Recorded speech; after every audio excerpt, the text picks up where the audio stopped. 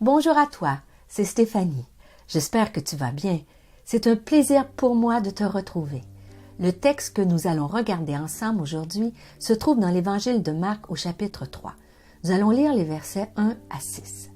Jésus entra de nouveau dans la synagogue. Il s'y trouvait un homme qui avait la main paralysée.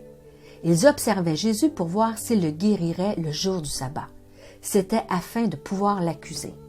Jésus dit à l'homme qui avait la main paralysée, « Lève-toi, là au milieu. » Puis il leur dit, « Est-il permis le jour du sabbat de faire du bien ou de faire du mal, de sauver une personne ou de la tuer? » Mais ils gardèrent le silence.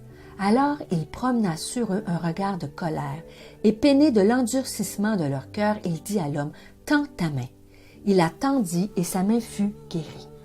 Le récit nous raconte que Jésus entre dans une synagogue et voit un homme qui est malade, qui a une main paralysée.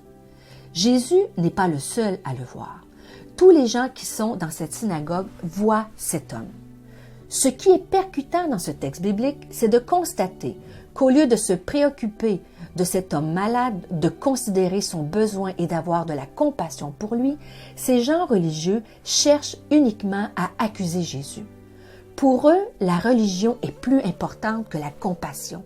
À cause du rituel, ils vont passer à côté de l'essentiel. Jésus a été peiné de l'endurcissement de leur cœur. Mon ami, ce passage de la Bible est un avertissement pour chacun d'entre nous. J'aimerais aujourd'hui t'inviter à sonder ton cœur et à te poser la question suivante. Suis-je encore ému de compassion pour les gens qui souffrent autour de moi? Suis-je encore prêt à faire quelque chose pour les aider? Sans le vouloir ou sans t'en apercevoir, tu es peut-être tombé dans le piège de la religion ou du rituel. Tu es peut-être tellement pris dans le tourbillon de la vie, les défis, que tu as peut-être perdu ta sensibilité face aux besoins d'autrui.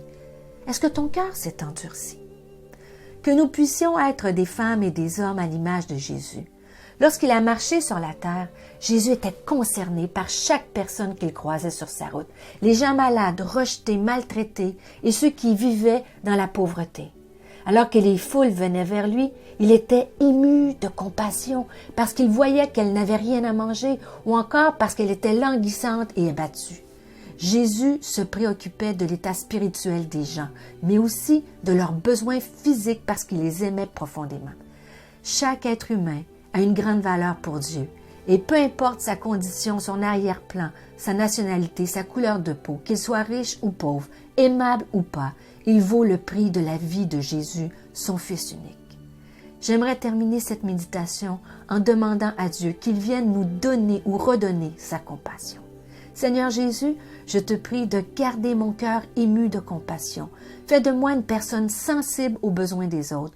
Protège mon cœur et utilise-moi cette année pour ta plus grande gloire. Amen. Si cette méditation t'a encouragé, pense à la partager autour de toi. Pour nous retrouver chaque jour, abonne-toi et active la cloche.